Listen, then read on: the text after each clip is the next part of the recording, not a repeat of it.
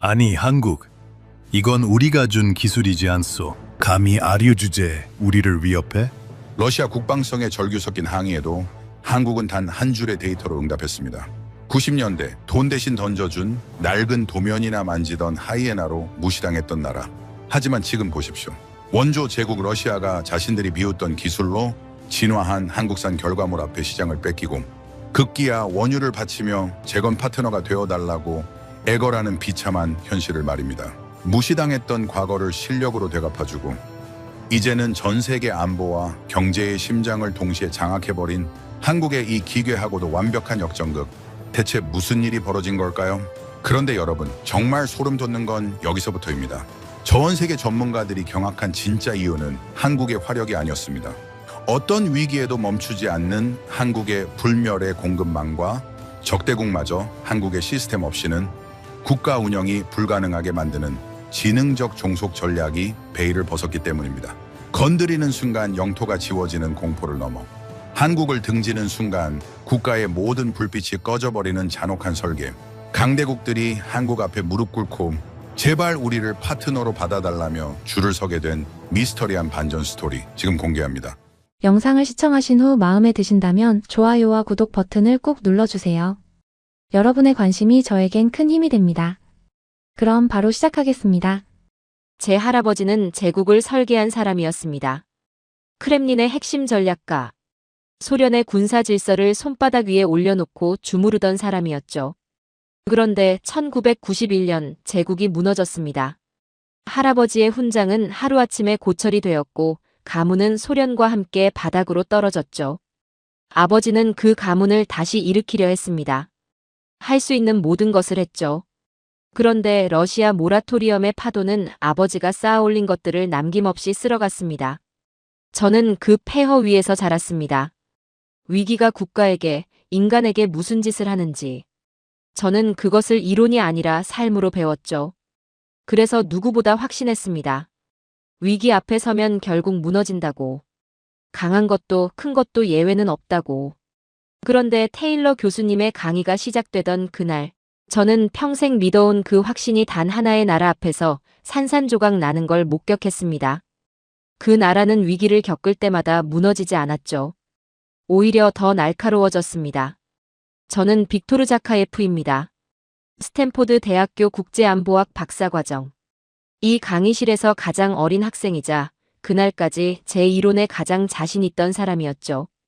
스탠포드에 입학하던 날, 저는 딱 한 가지만 생각했습니다. 여기서 최고가 되겠다고. 몰락한 가문의 이름을 다시 세우겠다고. 그건 꿈이 아니라 의무였죠. 할아버지가 설계했던 제국의 무게, 아버지가 감당하지 못했던 실패의 무게가 전부 저의 어깨 위에 얹혀 있었으니까요. 테일러 교수님의 국제안보전략 강의. 전직 백악관 국가안보보좌관이자 CIA 고문. 이분의 강의를 듣기 위해 전 세계에서 지원서가 몰려들었고 선발된 인원은 고작 12명이었습니다. 저는 그중 하나였죠. 자리에 앉는데 옆자리에서 인기척이 났습니다. 한국 유학생이었습니다.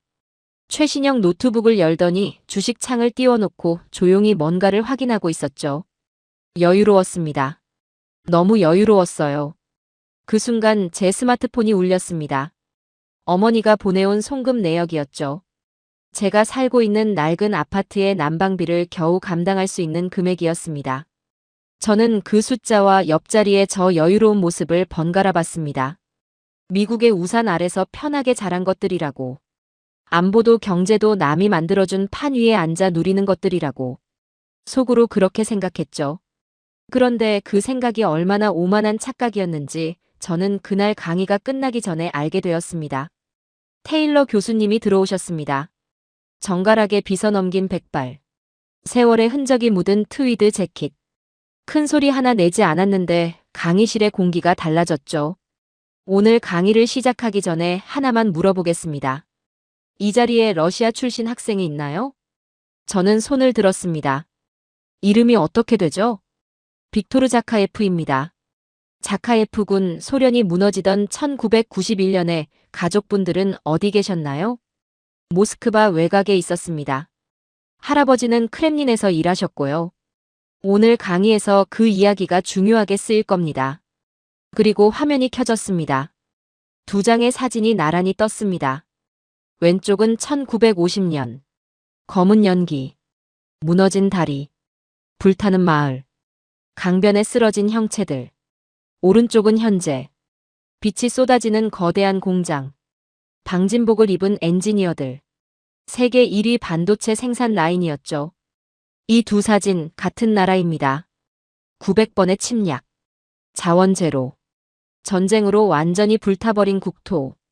당시 전문가들이 이 나라의 생존 가능성을 계산했습니다. 결론은 하나였죠. 화면에 숫자가 떴습니다. 0.0%.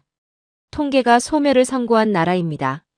그런데 지금 이 나라는 폴란드에 전차를 팔고 중동에 미사일을 수출하고 유럽이 줄을 서서 무기를 사가고 있죠.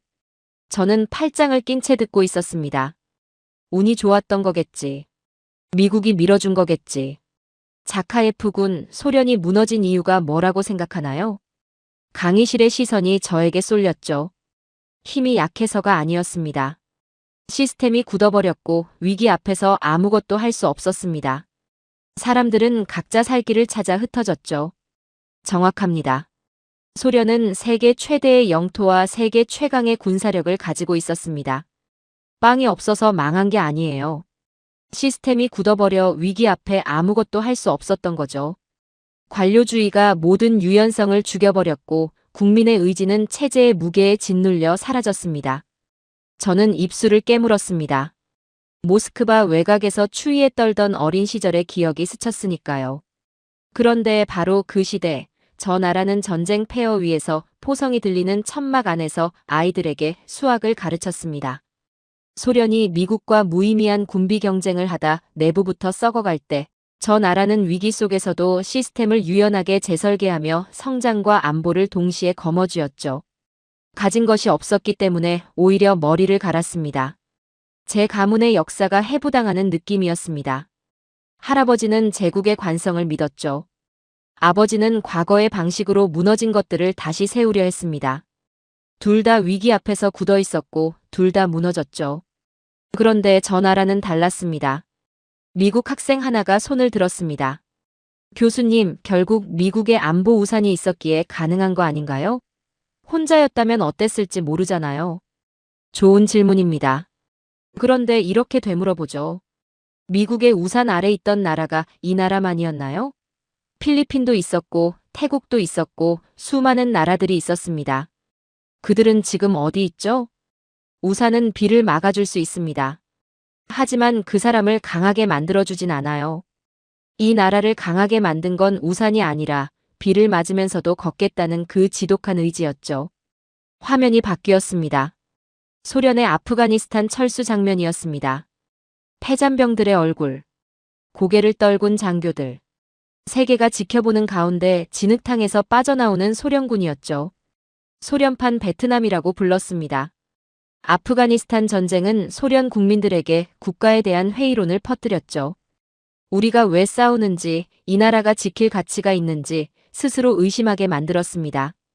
그런데 한국의 전쟁은 정반대의 결과를 낳았습니다. 다시는 밟히지 않겠다는 지독한 국가의식을 탄생시켰죠. 같은 전쟁의 비극이 한쪽은 국가를 무너뜨리고 다른 한쪽은 국가를 단단하게 만들었어요. 화면이 다시 바뀌었습니다. 1997년. 국가 부도 직전의 한국. IMF 구제금융. 그리고 그 직후 거리로 나온 시민들의 사진이었죠. 손에는 금부치를 들고 있었습니다. 결혼반지, 돌반지, 목걸이. 개혁을 시도하다 나라를 터뜨린 고르바초프를 기억하시죠? 그런데 한국은 IMF라는 국가 부도 위기에 온 국민이 금을 들고 거리로 나와 구멍을 막았습니다. 강제한 사람이 없었어요. 자발적이었죠.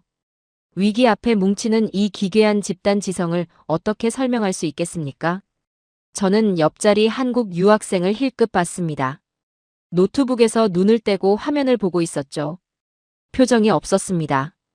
저 여유가 무지에서 나온 게 아닐 수도 있다는 생각이 처음으로 스쳤습니다. 그런데 저는 그 생각을 밀어냈습니다. 인정하고 싶지 않았으니까요. 열등감이 한계치에 달하고 있었습니다. 저들은 그저 운이 좋았을 뿐이라고. 우리 기술을 가져간 덕분이라고. 결국 저는 손을 들었습니다.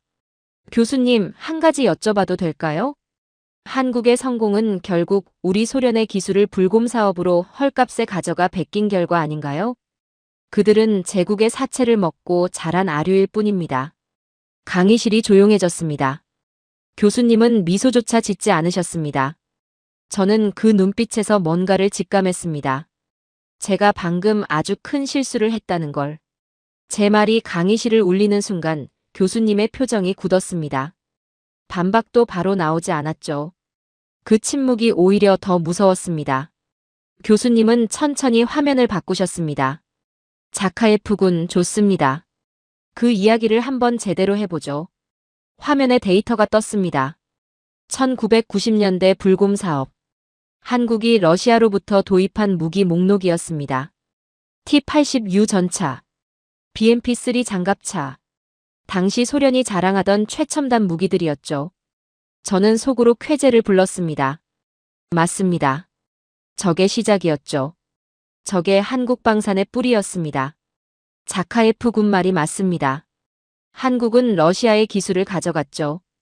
그런데 한 가지만 물어보겠습니다. 지금 T-80U는 어디 있나요? 저는 대답하지 못했습니다.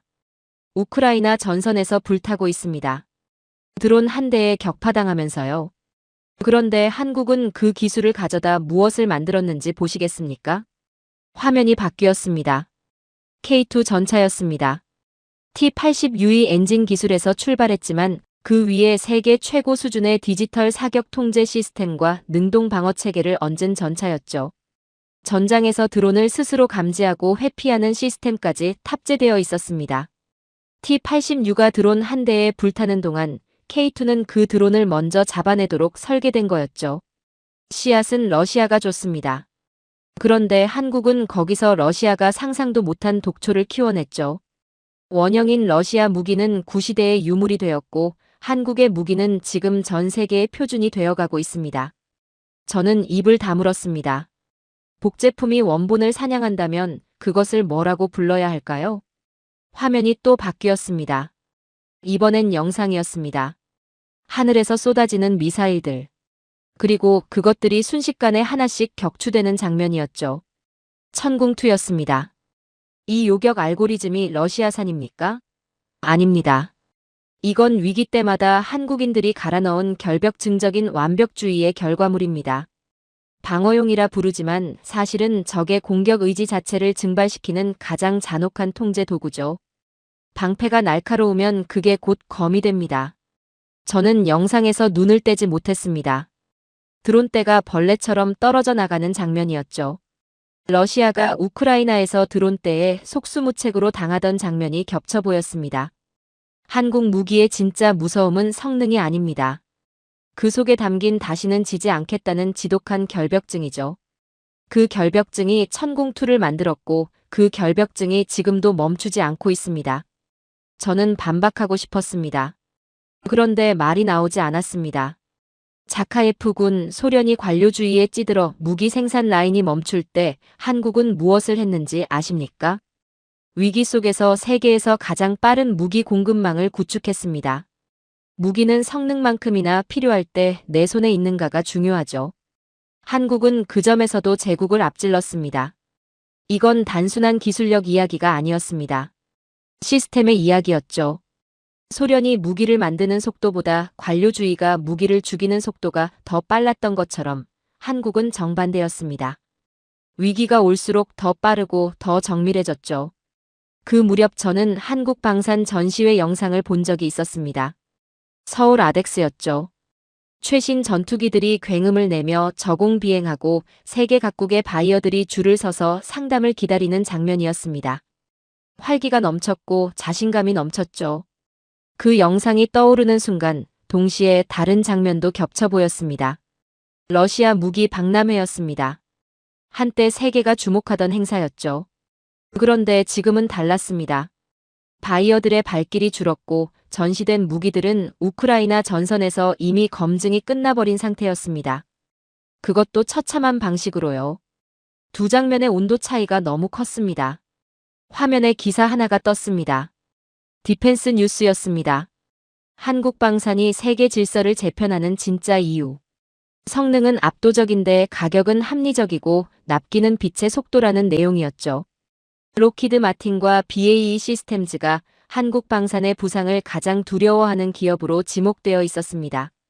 자카예프군, 자네 조국이 과거의 도면을 지키고 있을 때 한국인들은 그 도면 위에 미래를 새겼습니다. 그리고 지금 그 결과를 전 세계가 사고 있죠. 그때 화면에 지도가 떴습니다. 폴란드였습니다. 한때 소련의 영향권 아래 있던 나라. 바르샤바 조약기구의 일원이었던 나라였죠. 그 폴란드가 러시아 무기를 전부 걷어내고 한국산으로 채우고 있었습니다. K2 전차 980대, K9 자주포 648문, FA50 경공격기 48대. 숫자 하나하나가 저의 가슴을 파고들었습니다. 소련의 위성국이었던 나라가 소련의 후계자인 러시아를 버리고 한국을 선택했습니다.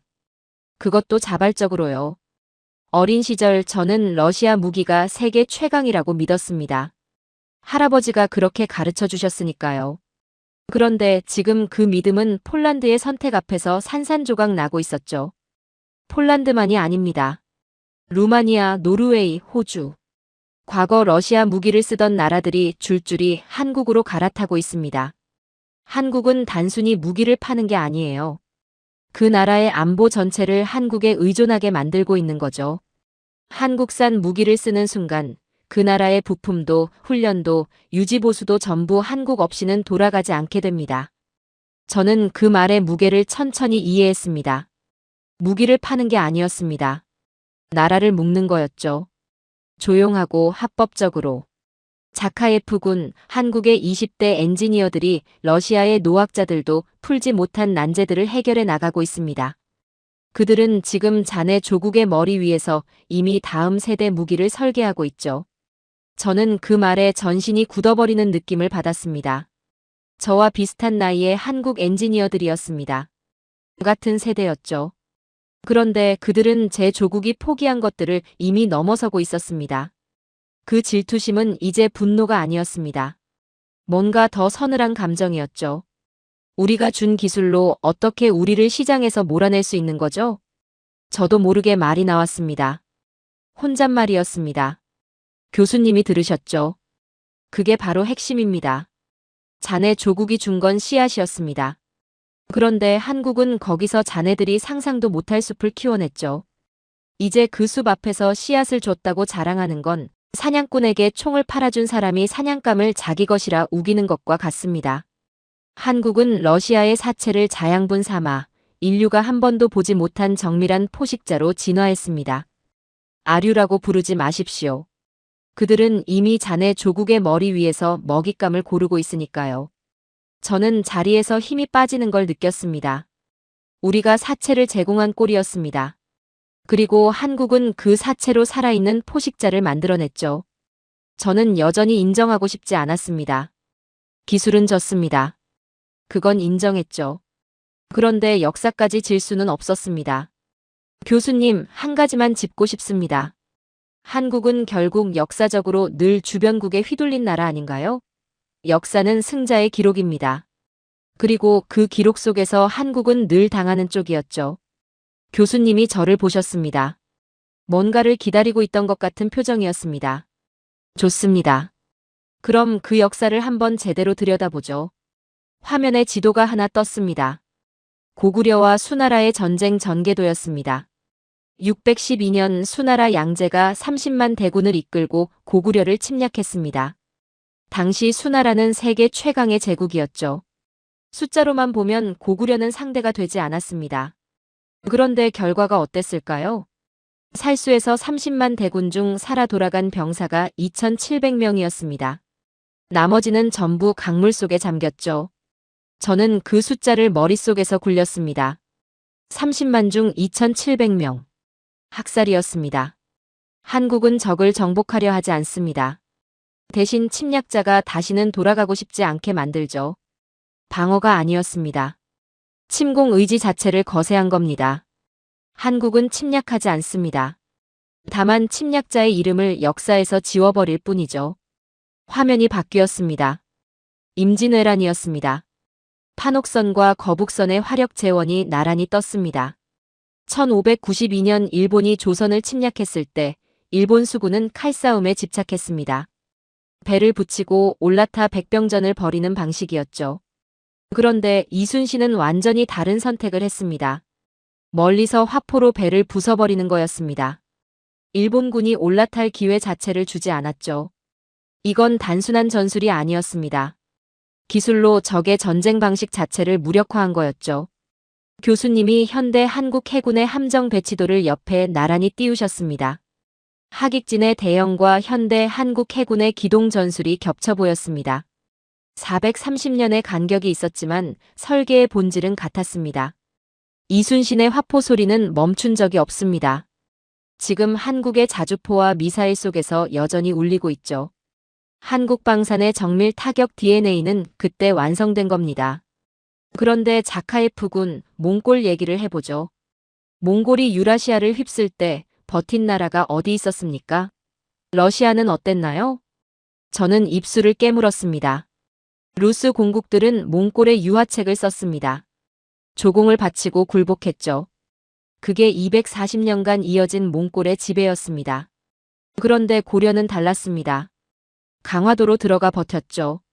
산성마다 틀어박혀 30년을 싸웠습니다.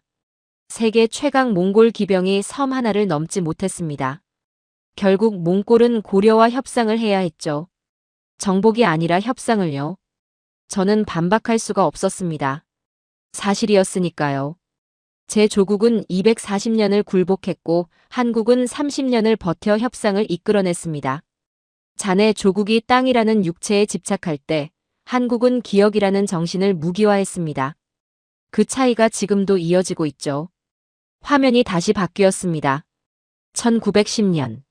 국권 피탈이었습니다. 기술이 없어 나라를 뺏겼습니다. 총 한 자루 제대로 못 만드는 나라가 근대 무기로 무장한 제국에 맞선다는 건 처음부터 불가능한 싸움이었죠. 한국인들은 그 치욕을 뼈에 새겼습니다. 다시는 기술이 없어 나라를 잃지 않겠다는 집단적 트라우마가 민족 전체를 무기에 미치게 만들었죠. 한국인들에게 국방은 취미가 아니라 신앙이 됐습니다. 교수님이 사진 하나를 띄우셨습니다. 6.25 전쟁 당시 천막 학교였습니다. 포탄 자국이 선명한 땅 위에 세워진 천막. 그 안에서 공부하는 아이들이었죠. 저는 그 사진에서 눈을 뗄 수가 없었습니다. 아이들의 눈빛에는 두려움이 없어 보였죠. 오히려 도끼가 서려 있었죠. 살아남겠다는 게 아니었습니다. 반드시 이기겠다는 눈빛이었습니다. 포성이 들리는 천막 안에서 수학을 가르쳤습니다. 그 지능이 지금의 정밀 미사일이 된 겁니다.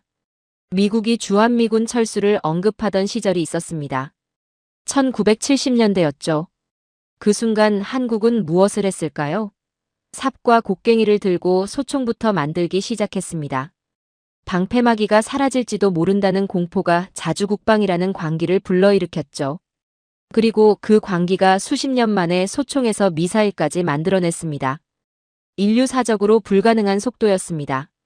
저는 그 속도를 머릿속에서 계산해봤습니다. 소총에서 탄도미사일까지.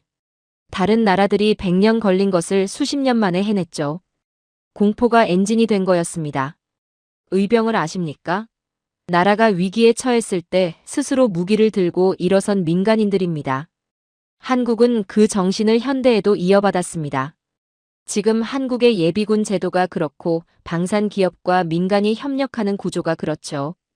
위기 앞에 국가와 국민이 하나가 되는 이 결속력은 수백 년의 역사가 만들어낸 겁니다. 화면이 바뀌었습니다. 국가부도 위기의 한국. 수백만이 자발적으로 움직였습니다. 이건 단순히 애국심이 아니에요. 5천년간 위기 때마다 뭉쳐온 민족의 DNA가 작동한 거죠. 그리고 그 DNA가 지금 한국 방산 공장을 24시간 돌리고 있습니다. 저는 러시아를 생각했습니다. 소련이 무너질 때 우리는 흩어졌습니다. 각자 살 길을 찾아 뿔뿔이 흩어졌죠. 같은 위기 앞에서 이토록 다른 선택을 한 두 나라였습니다. 우리는 왜 이렇게 하지 못했을까요? 가디언지가 한국 방산을 이렇게 표현했습니다. 한국의 무기는 살상용이 아니다. 5,000년간 쌓인 억울함을 풀기 위한 물리적 수단이다. 강의실이 조용해졌습니다. 또 다른 외신은 이렇게 썼죠. 한국은 세계에서 가장 위험한 평화주의자들이다. 저는 그 두 문장을 머릿속에서 천천히 되새겼습니다. 가장 위험한 평화주의자들. 웃으면서 칼을 가는 사람들이라는 뜻이었죠. 역사가 비극일수록 무기는 예리해집니다. 한국은 5,000년의 비극을 5,000년의 칼날로 바꿔냈죠. 지금 그들이 만든 무기 체계는 단순한 기계가 아닙니다. 5,000년 생존 데이터의 집합체입니다. 위기는 한국인들에게 재앙이 아니었습니다. 더 날카로운 칼을 갈기 위한 축제였을지도 모르죠. 저는 처음으로 제 조국 러시아를 부끄럽게 생각했습니다. 우리는 위기 앞에서 굳었고 한국은 날카로워졌습니다. 우리는 제국의 크기를 믿었고 한국은 생존의 절박함을 믿었죠. 그리고 역사는 이미 판결을 내렸습니다. 어느 쪽이 옳았는지 저는 솔직히 이해가 되지 않았습니다. 지금까지 강의를 들으며 한국의 역사를 받고 기술을 받고 집단 지성을 목격했습니다. 그런데 한 가지가 계속 걸렸습니다. 그 모든 힘을 가지고 있으면서 왜 한국은 참기만 하는 걸까요? 북쪽에서 미사일이 날아오고 사방에서 도발이 이어지는데. 교수님, 솔직히 묻겠습니다. 한국은 수없이 도발당하면서도 왜 침묵합니까? 압도적인 무력이 있다면 즉각 응징하는 게 맞지 않나요? 참기만 하는 건 결국 겁쟁이들의 논리 아닌가요? 교수님이 저를 보셨습니다. 자카예프군, 자네 조국은 어땠습니까? 도발을 받으면 즉각 보복했죠? 그렇습니다. 그게 강대국의 방식이죠. 그 결과가 어떻게 됐나요? 저는 대답하지 못했습니다. 우크라이나, 경제 제재, 국제적 고립, 즉각 보복이 부른 재앙이었죠. 교수님이 화면에 선 하나를 띄우셨습니다. 선명한 붉은 선이었습니다. 이게 한국의 레드라인입니다. 이 선이 얼마나 무서운 선인지 오늘 제대로 보여드리죠. 자카예프군, 짖는 개는 무섭지 않습니다. 진짜 무서운 건 당신의 목줄을 조용히 쥐고 미소 짓는 존재죠. 한국이 침묵할 때 세계는 그것을 나약함으로 읽었습니다. 그런데 그건 완전히 잘못된 해석이었죠. 자네 조국이 분노로 방아쇠를 당길 때 한국은 명분이라는 가장 치명적인 탄환을 장전하고 있었습니다. 저는 그 말을 천천히 소화했습니다. 명분이라는 탄환. 국제법상 자위권이라는 게 있습니다. 내가 먼저 쏘면 침략자가 되고 상대가 먼저 쏘면 나는 피해자가 되죠. 한국은 그 피해자의 지위를 철저하게 관리하고 있습니다. 도발을 당할 때마다 분노하는 대신 국제사회에 증거를 쌓고 있는 거죠. 적이 선을 넘는 순간 한국은 누구도 반박할 수 없는 명분을 손에 쥐게 됩니다. 그리고 그 명분은 전 세계가 지켜보는 앞에서 합법적으로 적을 소멸시킬 수 있는 허가증이 되죠. 저는 전신에 소름이 돋는 걸 느꼈습니다. 이건 인내가 아니었습니다. 조준이었죠. 그것도 수십 년에 걸친 정밀 조준이었습니다. 한국이 침묵하는 1분 1초 동안 무슨 일이 벌어지는지 아십니까? 화면에 공장 영상이 떴습니다. 24시간 돌아가는 스마트 팩토리였습니다. 로봇 팔들이 쉬지 않고 부품을 조립하고 있었죠. 미사일 생산 라인이었습니다. 한국이 참고 있는 동안 저 공장은 멈추지 않습니다. 침묵의 시간이 길어질수록 적이 맞을 매의 숫자가 기하급수적으로 늘어나죠. 한국의 인내는 평화의 신호가 아닙니다. 적의 파멸을 준비하는 카운트다운입니다. 저는 그 영상을 보며 등골이 서늘해졌습니다. 웃으면서 칼을 가는 나라였습니다. 도발을 당할 때마다 한국은 분노하는 대신 자신들의 방어망에 있는 0.1%의 빈틈을 찾아 메웠습니다. 위기를 겪을수록 방패가 더 단단해지는 나라죠. 이건 인내가 아니라 결벽증적인 완성을 향한 집착입니다. 한국이 도발을 당한 이후 그들의 무기 체계가 어떻게 변했는지 데이터를 보면 소름이 돋습니다. 도발의 강도가 세질수록 한국의 대응 무기는 더 정밀해지고 사거리는 더 길어지고 파괴력은 더 커졌죠. 위기가 오히려 업그레이드의 방아쇠가 된 겁니다. 자카예프군, 즉각 보복이 얼마나 무모한 도박인지 아십니까? 감정으로 방아쇠를 당기면 국제사회의 명분을 잃습니다. 명분을 잃으면 제재가 따라오고 제재가 따라오면 경제가 무너지죠. 강해 보이려다 스스로를 무너뜨리는 겁니다. 한국은 그 함정을 피했습니다. 힘을 숨기고 기회를 노리는 것이 힘을 자랑하다 기회를 잃는 것보다 훨씬 무섭다는 걸 알았으니까요. 저는 즉각 보복을 자랑스럽게 여겼던 러시아 장교들을 떠올렸습니다. 강하다고 믿었죠. 그런데 그 강함이 지금 어디 있습니까? 우크라이나의 진흙탕 속에서 불타고 있었습니다. 분노로 쏜 총알은 결국 자신의 발등을 향했죠. 진정한 강함은 싸우는 게 아닙니다. 적이 싸울 생각조차 못하게 만드는 거죠. 한국은 지금 적의 머릿속에 공포라는 소프트웨어를 이식하고 있습니다. 당신이 선을 넘으면 어떤 일이 벌어지는지를 상상만 해도 두려워지게 만드는 거죠. CNN이 한국의 전략을 분석한 기사가 화면에 떴습니다. 한국의 인내는 평화가 아니다. 그것은 타격 목표를 가장 정밀하게 수정하는 사냥꾼의 멈춤이다. 사냥꾼의 멈춤이었습니다. 숨을 참는 건 무서워서가 아니었죠. 빗나가지 않기 위해서였습니다. 월스트리트 저널은 이렇게 썼습니다. 한국을 건드리는 것은 잠자는 사자의 수염을 뽑는 게 아니라 폭탄의 기폭장치를 누르는 것이다. 그 문장이 강의실 공기를 얼어붙게 만들었습니다. 폭탄의 기폭장치. 건드리는 순간 돌이킬 수 없다는 뜻이었죠. 착한 사마리아인의 가면 뒤에 숨겨진 5,000년 묵은 복수의 설계도입니다. 위기는 한국을 흔들지 못했습니다. 오히려 세계에서 가장 냉혹한 계산기로 만들었을 뿐이죠. 저는 그 순간 이상한 감정을 느꼈습니다. 공포였습니다.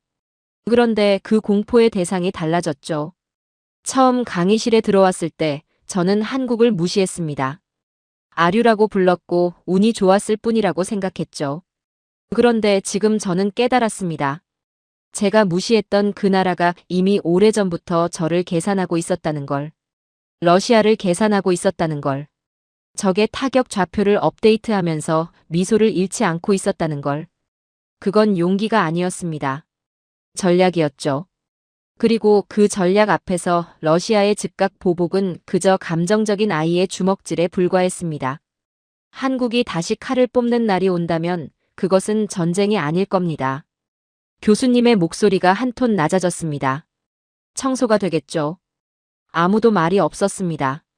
자, 이제 이 인내의 선이 끝나는 지점에서 한국이 무엇을 꺼내 드는지 보겠습니다. 교수님이 붉은 선의 끝을 손가락으로 가리키셨습니다. 자네 조국이 가장 두려워하게 될 물건입니다. 자카예프군, 한 가지 물어보겠습니다.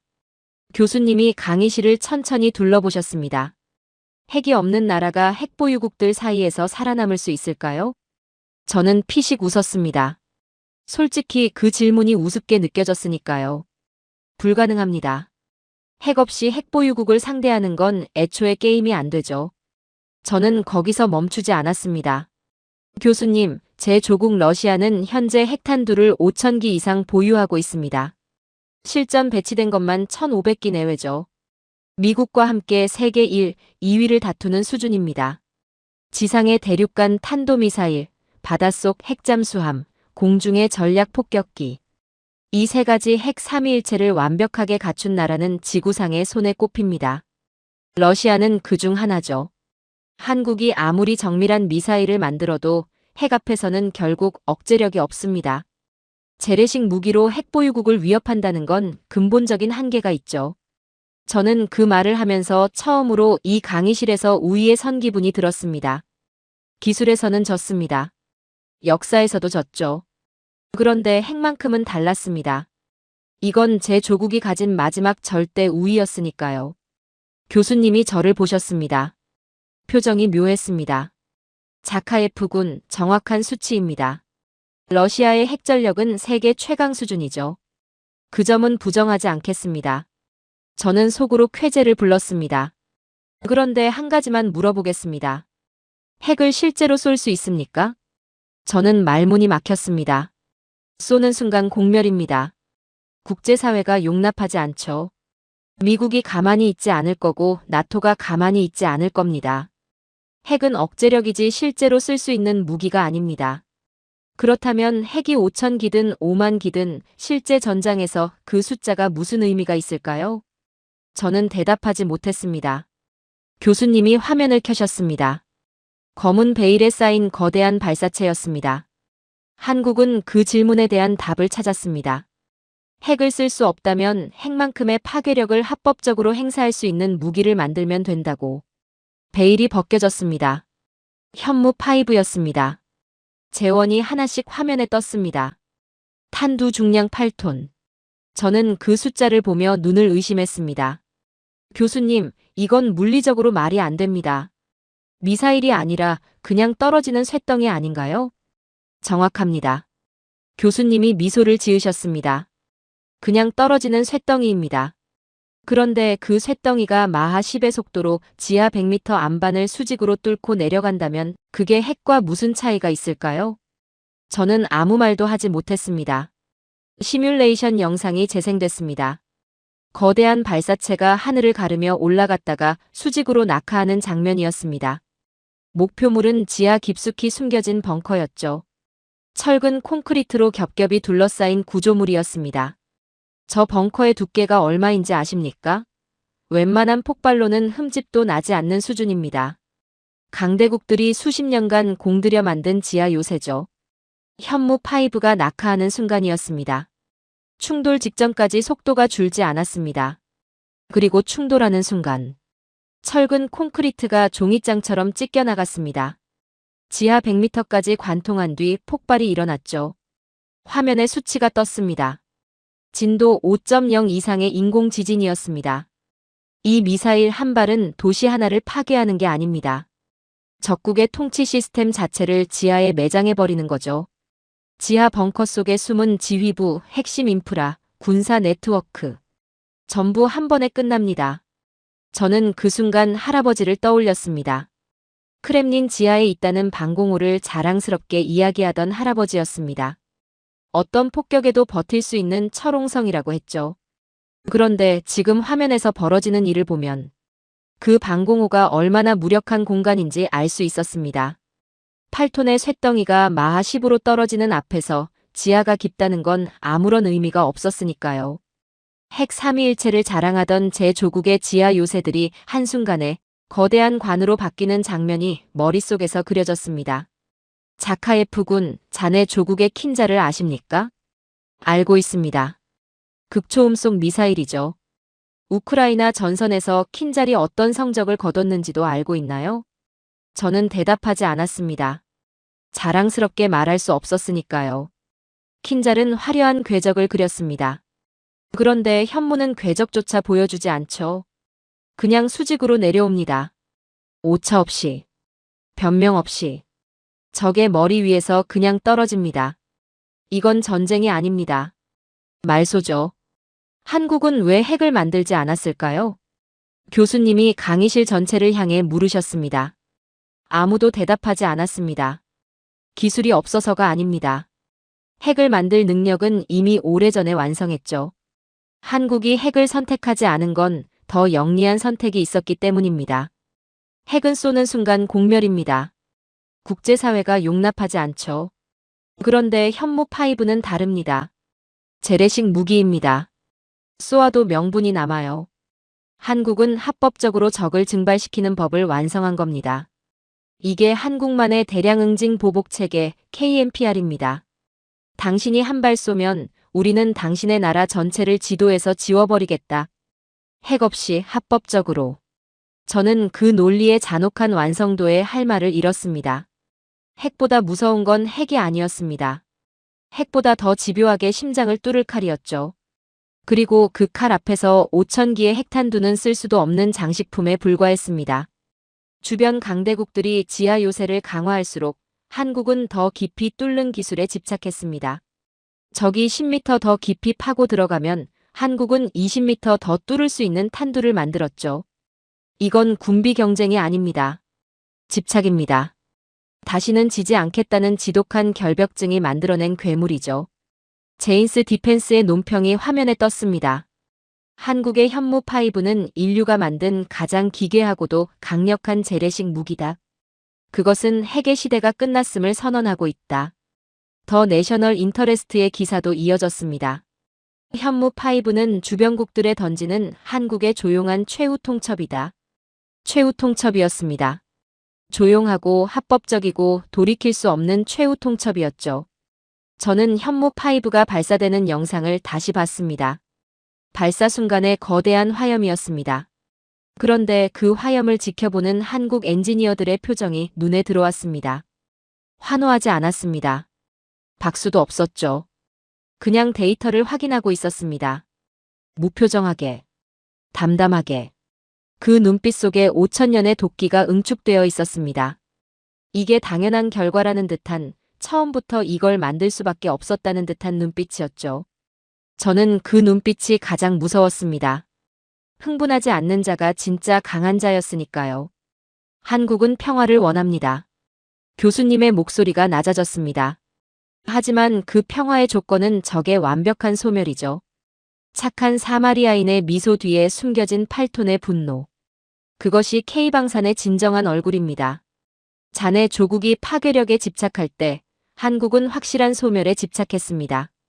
핵 5,000기가 쏠 수 없는 무기라면 쏠 수 있는 무기 하나가 핵 5,000기보다 강하죠. 저는 더 이상 반박할 의지가 없었습니다. 이들은 정말로 준비를 마쳤습니다. 합법적으로 조용하게 미소를 잃지 않은 채로. 교수님이 화면을 바꾸셨습니다.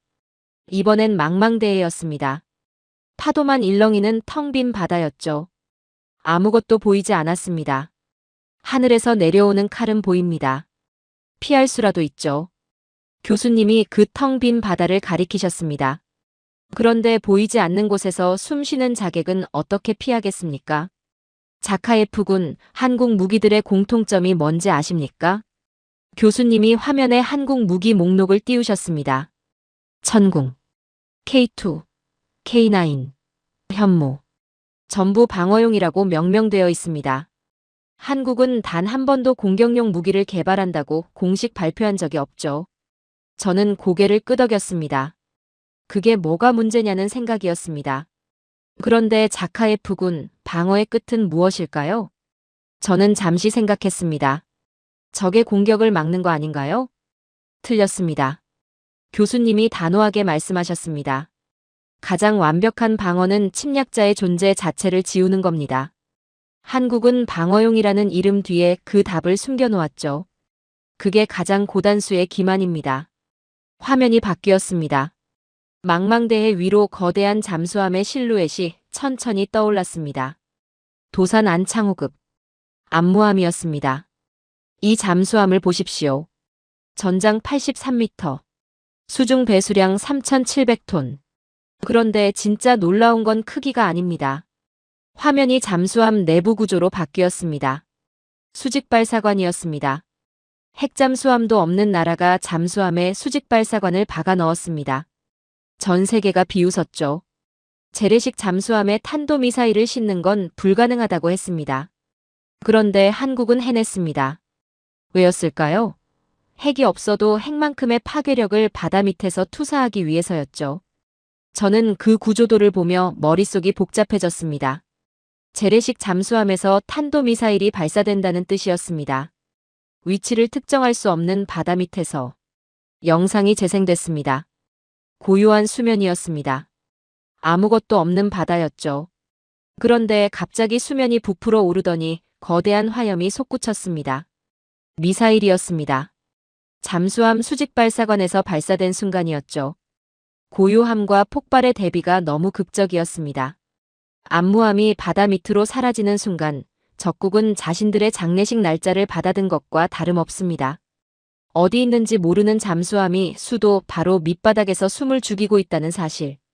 그게 핵보다 더 잔혹한 공포죠. 자카예프군, 러시아 잠수함 얘기를 해보죠. 저는 또 긴장했습니다. 러시아 잠수함은 세계 최강 수준입니다. 아쿨라급, 야생급. 냉전 시대부터 이어진 기술력이죠. 그런데 실전 훈련 데이터를 보면 어떻습니까? 저는 대답을 망설였습니다. 교수님이 화면을 바꾸셨습니다. 수중 소음 측정 데이터였습니다. 러시아 잠수함과 한국 잠수함의 소음 수치가 나란히 떴죠.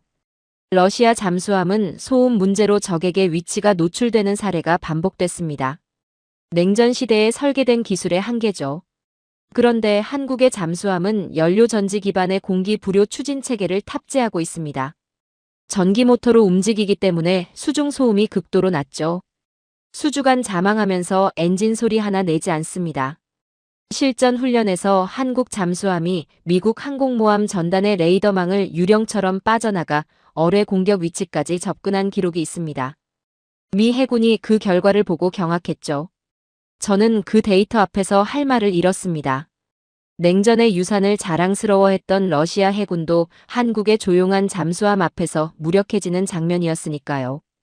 그런데 자카예프군, 지금 이 순간 전 세계 잠수함 시장에서 가장 뜨거운 입찰 경쟁이 벌어지고 있다는 거 아십니까?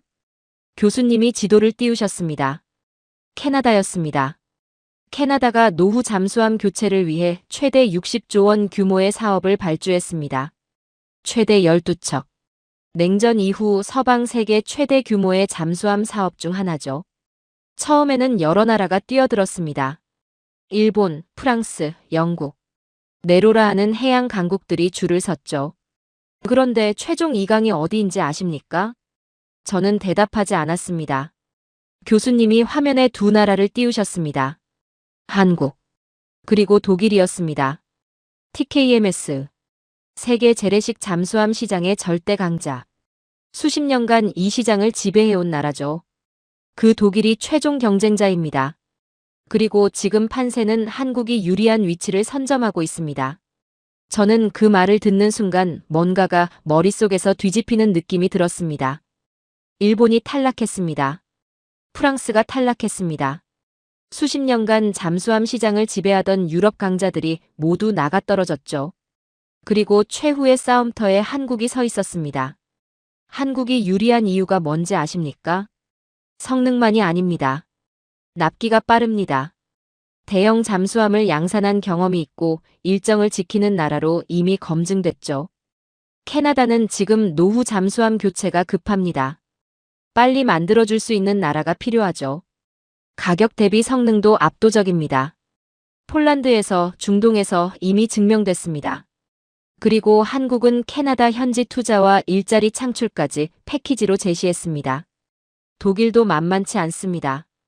북극작전 협력, AI, 배터리 패키지를 들고 왔죠. 그런데 지금 판세는 한국 쪽으로 기울고 있습니다.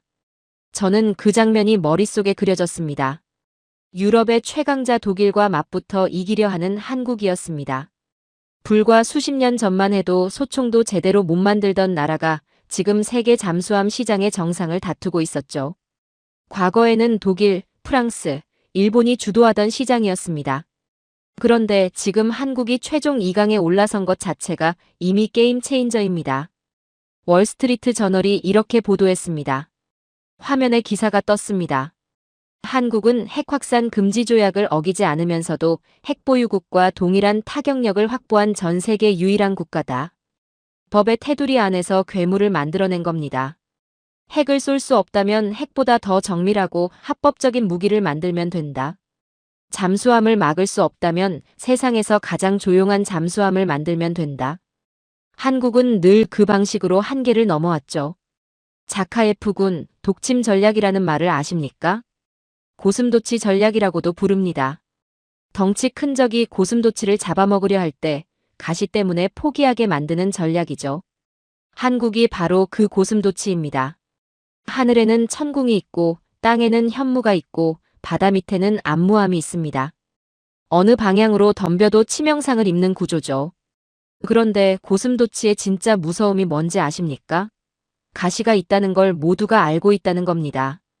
덤비기 전에 이미 포기하게 만들죠. 그게 억제력의 완성입니다. 포브스의 기사가 화면에 떴습니다. 한국은 이제 동북아의 균형자가 아닌 스스로가 질서가 되기로 결심했다. 스스로가 질서. 저는 그 문장을 읽으며 전율했습니다. 균형자는 다른 힘들 사이에서 저울추 역할을 하는 존재입니다. 그런데 질서는 달랐죠. 질서는 규칙을 만드는 존재입니다. 한국이 그 위치에 올라섰다는 뜻이었습니다. 그들은 말합니다. 이건 우리를 지키기 위한 방패입니다. 교수님의 목소리가 낮아졌습니다. 하지만 그 방패의 끝은 날카롭게 벼려진 칼날이고 그 칼날은 이미 당신의 심장을 겨누고 있습니다. 방패로 상대를 밀어붙여 절벽 아래로 떨어뜨리는 것. 그것이 한국식 방어의 본질이죠. 한국을 건드리지 마십시오. 그들은 당신의 존재를 영으로 수렴시킬 모든 준비를 마쳤습니다. 저는 그 순간 할아버지가 생전에 했던 말이 떠올랐습니다. 진정한 강자는 무기를 자랑하지 않는다고 했죠. 저는 그 말을 러시아의 미덕으로 알았습니다. 그런데 아니었습니다. 그 말이 정확히 들어맞는 나라는 한국이었습니다. 자랑하지 않았습니다. 그냥 준비했죠. 바다 밑에서, 지하에서, 레이더에 잡히지 않는 곳에서. 그리고 그 준비가 완성된 지금 한국은 여전히 미소를 잃지 않고 있었습니다. 착한 게 아니었습니다. 우리 모두를 지울 수 있는 힘을 가진 채 인내하며 웃고 있는 거였죠. 그 미소가 이제 세상에서 가장 무서운 미소로 보였습니다. 저는 혼란스러웠습니다. 지금까지 강의를 들으며 한국이 얼마나 무서운 나라인지 뼈저리게 깨달았습니다. 현무의 8톤짜리 분노도 받고 안무함에 소름 돋는 침묵도 봤죠. 그런데 머릿속에서 도저히 이해가 되지 않는 장면이 하나 있었습니다. 교수님, 한 가지 여쭤봐도 될까요? 우리는 한국의 무기를 두려워합니다. 그건 이제 인정합니다. 그런데 왜 러시아 국민들은 한국산 제품에 열광하고 크렘린은 한국의 원유를 먼저 내밀며 손을 내미는 겁니까? 두려워하면서 동시에 갈구한다는 게 말이 됩니까? 교수님이 잠시 저를 보셨습니다.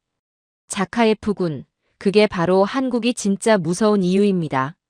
자네 조국 러시아가 땅 밑에 원유를 팔아 하루하루 버티고 있을 때 한국은 그 원유로 돌아가는 미래의 엔진을 설계했습니다. 자원은 유한하지만 지능은 무한하죠. 이제 기름보다 귀한 건 그 기름을 가치 있게 만드는 한국의 지능입니다. 저는 그 말의 무게를 천천히 이해했습니다. 러시아는 세계 최대의 자원 부국입니다. 석유, 천연가스, 희귀광물. 땅을 파면 돈이 나오는 나라죠. 그런데 그 자원이 정제되고 가공되고 세계 시장에서 죗값을 받으려면 기술이 필요했습니다. 그 기술을 가진 나라가 한국이었죠. 러시아가 한국의 파격적인 조건으로 에너지 협력을 제한하는 건 호의가 아닙니다. 한국의 기술 협력 없이는 러시아의 미래 산업 자체가 멈춰버릴 것이라는 공포 때문이죠. 자원은 있는데 그걸 굴릴 기술이 없는 나라. 그게 지금 러시아의 현실입니다. 저는 입술을 깨물었습니다. 제 조국이 한국에 손을 내밀고 있다는 현실이 자존심을 긁었습니다. 그런데 반박할 수가 없었죠. 화면에 지도가 떴습니다. 우크라이나였습니다. 전쟁의 흔적이 가득한 도시들이 표시되어 있었죠. 전쟁이 끝난 후를 생각해 보십시오. 폐허 위에 도시를 다시 세워야 합니다. 도로, 병원, 학교, 공장. 누가 그걸 할 수 있을까요? 교수님이 천천히 말씀하셨습니다. 미국은 비쌉니다. 중국은 불안하죠. 유럽은 느립니다. 그런데 한국은 달랐습니다. 빠르고 정밀하고 가격도 합리적이죠. 위기에서 기어 올라온 나라이기에 무너진 국가가 무엇을 필요로 하는지 누구보다 잘 압니다. 전쟁 재건의 독점적 파트너. 그게 한국이 설계한 또 다른 역할입니다. 침략자가 아니라 설계자로서 제국에 입성하는 방식이죠. 저는 그 구도가 머릿속에서 그려졌습니다. 한국은 무기를 팔아 돈을 멉니다. 그리고 그 무기로 폐허가 된 땅을 다시 세우는 계약도 따냅니다.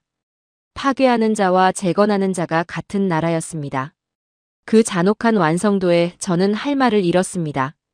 자카예프 군, 모스크바 거리의 젊은이들을 봤습니까? 저는 고개를 끄덕였습니다. 한국 드라마를 보고 한국 음식을 먹고 한국 화장품을 씁니다. 정치는 대립해도 러시아의 젊은 세대는 이미 한국의 라이프 스타일에 정복당했죠. 총구는 서로를 향할지 몰라도 러시아 젊은이들의 심장은 이미 한국에 넘어갔습니다. 이게 무력이 할 수 없는 일이죠. 문화는 국경을 넘고 이념을 넘고 적대감조차 녹여버립니다. 저는 그 말에 반박하지 않았습니다. 제 사촌 동생이 한국 드라마를 보며 한국어를 독학하고 있다는 사실이 떠올랐으니까요. 모스크바에서 제재가 한창인 와중에 한국 문화는 멈추지 않고 퍼져나가고 있었습니다. 무기로 정복하지 않았습니다. 그냥 스며들었죠. 자카예프군, 한국이 스마트시티 시스템을 어느 나라에 수출하는지 아십니까? 화면에 데이터가 떴습니다. 중앙아시아, 중동, 동남아시아, 그리고 구소련 국가들이었습니다. 한국의 교통 시스템, 전력망, 통신 인프라, 의료 시스템이 깔리는 순간 그 나라의 도시 전체가 한국 기술 없이는 작동하지 않게 됩니다. 이걸 기술 종속이라고 부르죠. 총 한 발 쏘지 않고 계약서 한 장으로 그 나라의 핵심 인프라를 장악하는 겁니다. 영토를 빼앗지 않아도 됩니다. 그 영토가 돌아가는 시스템을 장악하면 스스로 주인으로 대접받게 되죠. 파이낸셜 타임즈의 기사가 화면에 떴습니다. 한국은 영토를 빼앗지 않는다. 다만 그 영토가 돌아가는 시스템을 장악하여 스스로 주인으로 대접받게 만든다. 저는 그 문장을 읽으며 등골이 서늘해졌습니다. 제국은 영토를 빼앗습니다.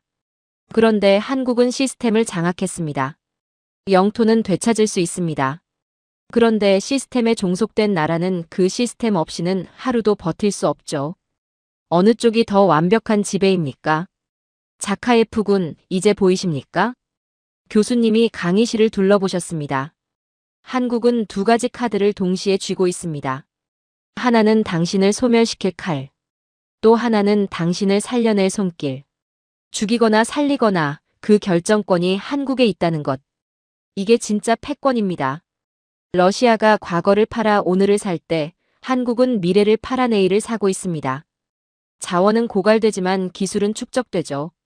그 격차는 시간이 갈수록 더 벌어질 겁니다. 위기는 한국을 괴물로 만들었지만 그 괴물은 무너진 세상을 다시 세울 유일한 설계자가 되었습니다. 가장 날카로운 칼을 가진 자가 베푸는 손길이야말로 세상에서 가장 거부할 수 없는 유혹이죠. 저는 그 순간 처절하게 인정할 수밖에 없었습니다. 우리는 한국을 아류라고 불렀습니다. 베끼는 나라라고 무시했죠. 그런데 지금 한국은 우리가 무너졌을 때 우리를 다시 일으켜 세울 수 있는 유일한 존재가 되어 있었습니다. 구원자였습니다. 그것도 칼을 등에 숨긴 채 미소 짓는 구원자였죠. 침략은 영토를 얻습니다. 그런데 제거는 그 나라의 영혼을 얻죠. 한국은 지금 천천히, 조용히 러시아의 영혼을 향해 손을 뻗고 있습니다. 교수님이 화면을 바꾸셨습니다. 강대국들의 지도자들이 한국을 방문한 장면들이 나란히 떴습니다. 한국을 죽일 수도 없고 한국 없이는 살 수도 없다는 걸 깨달은 강대국들이 어떻게 했는지 보겠습니다. 자카예프군, 솔직히 물어보겠습니다. 교수님이 저를 정면으로 보셨습니다. 아무리 강해도 결국 체급 차이가 있지 않습니까? 강대국이 정말 한국을 두려워합니까? 저도 모르게 그 말이 나왔습니다. 마지막 남은 의심이었죠. 좋습니다. 그럼 제가 직접 경험한 이야기를 해드리죠. 교수님이 화면을 켜셨습니다. 두꺼운 문서였습니다. 상단에 기밀이라는 도장이 찍혀 있었습니다. 제가 NSC 국가안보회의에서 일하던 시절 동북아시아 침공 시뮬레이션을 작성한 적이 있습니다. 지금은 폐기된 버전이죠. 강의실이 조용해졌습니다. 당시 저도 솔직히 한국을 과소평가했습니다. 수치상으로는 강대국들이 압도적으로 우위에 있었으니까요. 그런데 시뮬레이션 결과를 보는 순간 저는 그 자리에서 굳어버렸습니다. 화면에 시뮬레이션 결과가 떴습니다. 지도였습니다. 강대국의 침공 시나리오가 펼쳐지는 과정이었죠. 처음엔 붉은색이 한반도를 향해 밀려들었습니다. 수치상 압도적인 우위였습니다. 그런데 48시간이 지나는 순간 지도의 색깔이 바뀌기 시작했습니다. 한국의 다층 방어망이 작동하는 순간 침공 부대의 지휘 체계가 무너졌습니다. 천궁이 공중을 막았고 현무가 후방 지휘부를 증발시켰죠. 암무함이 보급선을 끊었습니다. 단 48시간 만에 침공군의 지휘부가 전멸하는 결과가 나왔습니다. 보고서를 제출했을 때 회의실이 조용해졌습니다. 그리고 그 시뮬레이션은 폐기됐죠. 결과가 너무 불편했으니까요. 저는 그 지도를 보며 전신이 굳는 느낌을 받았습니다. 러시아의 낡은 전차들이 한국의 정밀 타격 앞에 고철이 되는 장면이 머릿속에서 겹쳐 보였습니다. 우크라이나에서 실제로 일어난 일이었으니까요. 영토는 작습니다. 그런데 그 영토 전체가 거대한 미사일 기지이자 요새입니다. 한국은 자신들의 땅을 밟는 대가로 침략자의 국가 예산 50년치를 태워버릴 준비가 되어 있죠. 강대국들이 한국 앞에서 멈춘 건 자비심 때문이 아닙니다. 한국과의 전쟁은 수익이 맞지 않는 도박이라는 걸 직감했기 때문이죠. 한국은 이기려 하지 않습니다. 다만 침략자가 지불해야 할 대가를 지옥으로 설정했을 뿐입니다. 자네 조국이 우크라이나의 소모전 늪에 빠져 있을 때 한국은 단 한 번의 타격으로 전쟁의 의지 자체를 끊어버리는 법을 완성했습니다. 두 나라의 전쟁 철학이 얼마나 다른지 이제 보이십니까? 저는 고개를 끄덕이지 않을 수 없었습니다. 러시아는 밀어붙였습니다. 그리고 늪에 빠졌죠. 한국은 기다렸습니다. 그리고 준비를 완성했습니다. 자카예프군, 어느 전략가의 회고록에 이런 구절이 있습니다. 교수님이 화면에 문장 하나를 띄우셨습니다. 우리는 선을 넘었습니다. 그리고 그 순간 우리가 상대한 것이 나라가 아니라 5천년의 기억이었음을 알았습니다. 강의실이 무거워졌습니다. 한국을 과소평가했던 강대국 전략가들이 공통적으로 하는 말이 있습니다. 숫자로는 이길 수 있다고 생각했다고. 그런데 숫자 뒤에 있는 의지를 계산하지 못했다고. 화면이 바뀌었습니다. 글로벌 방산 시장 점유율 그래프였습니다. 록히드 마틴, BAE 시스템즈, 라인메탈. 수십 년간 세계 방산 시장을 지배해온 기업들입니다. 그런데 지금 이 기업들의 영업팀이 가장 두려워하는 이름이 뭔지 아십니까? 한화, 현대, 한국 기업들입니다. 납기가 미쳤습니다. 성능은 압도적이죠. 가격은 합리적입니다. 이 세 가지를 동시에 충족하는 나라가 지구상의 한국뿐이었습니다. 유럽 방산 기업들이 23년 걸리는 계약을 한국은 6개월 만에 처리합니다. 이건 경쟁이 아니에요. 학살이죠. 저는 그 단어에 움찔했습니다. 학살. 방산 시장에서의 학살이었습니다. 그런데 더 무서운 게 있습니다. 교수님이 목소리를 낮추셨습니다. 한국 무기를 도입한 나라들을 보십시오. 폴란드, 호주, 중동 국가들. 이들은 이제 한국의 부품과 유지보수 체계 없이는 자국 안보를 유지할 수 없게 됐습니다. 무기를 사는 순간 그 나라의 안보 시스템 전체가 한국에 연결됩니다. 소프트웨어 업데이트도 한국, 부품 교체도 한국, 전술 훈련도 한국이죠. 총 한 발 쏘지 않고 그 나라의 안보 심장부에 한국산 잠금 장치를 채우는 겁니다. 디플로매트의 기사가 화면에 떴습니다. 한국은 이제 아시아의 균형자가 아니라 스스로가 룰이 되었다. 규칙을 따르는 자가 아니라 규칙을 만드는 자. 저는 그 문장 앞에서 오래 멈췄습니다. 저도 틀렸었습니다. 교수님이 처음으로 자신의 이야기를 꺼내셨습니다. 저는 오랫동안 한국을 미국이 만든 작품이라고 생각했습니다. 미국의 방패 아래서 자란 우등생이라고요. 그런데 틀렸죠. 그들은 미국의 방패를 빌려 자신들만의 신의 창을 벼려낸 겁니다. 방패를 들고 있는 척하면서 등 뒤에서 가장 날카로운 창을 만들고 있었죠. 착한 사마리아인의 미소 뒤에는 당신의 제국을 단 하루 만에 파산시킬 계산기가 돌아가고 있습니다. 저는 그걸 너무 늦게 깨달았어요. 저는 그 고백에 전율했습니다. 미국의 전 국가안보 보좌관이 CIA 고문이 한국 앞에서 자신이 틀렸다고 말하고 있었습니다. 이건 분석이 아니었습니다. 항복이었죠. 저는 처음으로 조국에 대한 원망보다 한국에 대한 두려움 섞인 존경을 느꼈습니다. 러시아가 한국을 아류라고 불렀던 건 오만이었습니다. 위험한 오만이었죠. 한국을 베끼는 나라라고 무시하는 동안 한국은 우리가 상상도 못한 높이로 올라가 있었습니다. 그리고 지금 그 높이에서 우리를 내려다보고 있었죠. 두려워서가 아니었습니다. 이미 모든 걸 계산한 자의 여유였습니다. 한국을 친구로 두는 것은 축복입니다. 그런데 적으로 두는 것은 국가적 포기 행위나 다름없습니다. 교수님이 화면을 끄셨습니다. 강의실이 어두워졌습니다. 그리고 저를 정면으로 보셨죠. 자카예프군, 이제 알겠습니까? 위기는 국가를 나약하게 만들지 않습니다.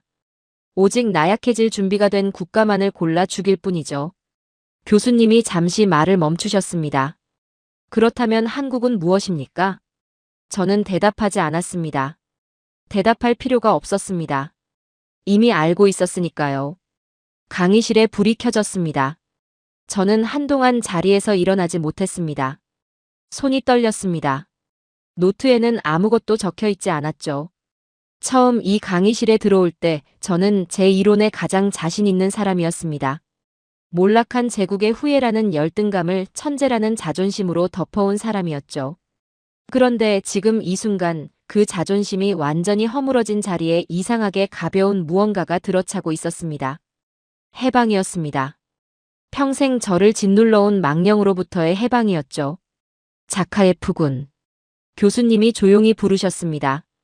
이제 자네에게 위기는 무엇입니까? 저는 천천히 일어났습니다. 그리고 처음으로 망설임 없이 대답했습니다. 위기는 나약한 자에게는 독이었지만 한국에게는 자신들의 영혼을 재련하는 불꽃이었습니다. 교수님이 고개를 끄덕이셨습니다. 이제 알겠군요. 저는 그 순간 할아버지를 생각했습니다. 제국을 설계했던 사람. 훈장을 달고 크렘린을 누비던 사람. 그런데 위기 앞에서 무너진 사람이었죠. 할아버지가 틀렸던 건 힘이 없어서가 아니었습니다. 의지가 없어서도 아니었죠. 시스템이 굳어 있었기 때문이었습니다. 위기를 양분으로 삼는 법을 몰랐기 때문이었습니다. 한국은 그 법을 알았습니다. 아니, 한국은 그 법을 5,000년에 걸쳐 몸으로 익혀왔죠. 그리고 지금 그 법이 세계에서 가장 강력한 무기가 되어 있었습니다. 한국은 강대국이 되려 하지 않았습니다. 교수님이 말씀하셨습니다. 다만 대체 불가능한 국가가 됐죠. 이게 21세기 소국들이 강대국 틈바구니에서 살아남을 유일한 정답지입니다. 영토를 넓히는 게 아니라 없어서는 안 되는 존재가 되는 것. 한국은 그 답을 세계 최초로 완성했습니다. 저는 그 말을 가슴에 새겼습니다. 대체 불가능한 국가. 핵이 없어도 영토가 좁아도 인구가 적어도 없어서는 안 되는 존재가 되는 순간 그 나라는 누구도 건드릴 수 없는 요새가 됩니다. 한국은 무기로 그 요새를 쌓았고 기술로 그 요새를 두르고 문화로 그 요새의 문을 열었습니다. 타임지의 기사가 화면에 마지막으로 떴습니다. 과거는 로마의 법이, 현대는 미국의 힘이 지배했다면 미래는 한국의 생존 지능이 지배할 것이다. 생존 지능. 저는 그 단어를 입안에서 굴렸습니다. 전쟁에서 살아남는 지능이 아니었습니다. 위기를 먹고 더 강해지는 지능이었죠. 5,000년의 침략 속에서 벼려진 그 지능이 지금 세계의 판도를 바꾸고 있었습니다. 한국은 21세기의 스파르타이자 가장 세련된 아테네입니다. 외신의 표현이었습니다. 싸울 줄 아는 전사의 나라이면서 생각할 줄 아는 철학자의 나라라는 뜻이었죠. 그 두 가지를 동시에 가진 나라는 인류 역사상 손에 꼽혔습니다. 그리고 지금 한국이 그 자리에 서 있었습니다. 강의가 끝나고 사람들이 하나둘 나가기 시작했습니다. 저는 자리에 앉아 있었습니다. 그때 옆자리 한국 유학생이 가방을 챙기며 일어났습니다. 눈이 마주쳤습니다. 그는 그냥 가볍게 고개를 끄덕였습니다. 특별한 표정이 없었습니다. 여전히 여유로웠죠. 그런데 저는 이제 그 여유가 어디서 오는지 알았습니다. 부모 세대가 지옥에서 길어올린 힘이었습니다. 위기 때마다 금을 내놓고 나라를 산 세대의 자부심이었죠. 천막 학교에서 포성을 들으며 수학을 풀었던 아이들의 도끼였습니다. 그 모든 것이 쌓여 지금 저 여유로운 눈빛이 됐습니다. 저는 처음으로 그에게 고개를 숙였습니다. 말없이. 그리고 진심으로. 자카예프군. 교수님이 강의실을 나서며 저를 부르셨습니다. 자네가 한국을 공부하는 순간 자네는 이미 패배자가 아닙니다. 한국에 대해 더 공부해보고 싶어요. 한국처럼 그 위기를 씹어 삼키고 제 것으로 만들겠습니다. 그게 제 할아버지가 놓친 것이었고 제 아버지가 배우지 못한 것이었으며 제가 반드시 해내야 할 것이었습니다. 저는 강의실을 나섰습니다. 스탠포드의 하늘이 푸르게 펼쳐져 있었습니다. 그 하늘 너머 어딘가에 한국이 있었습니다. 지금 이 순간에도 멈추지 않는 나라. 24시간 돌아가는 공장의 불빛이 밤하늘의 별처럼 한반도 전체를 수놓고 있을 나라. 그 불빛 하나하나가 5천년의 의지로 타오르고 있을 나라였죠.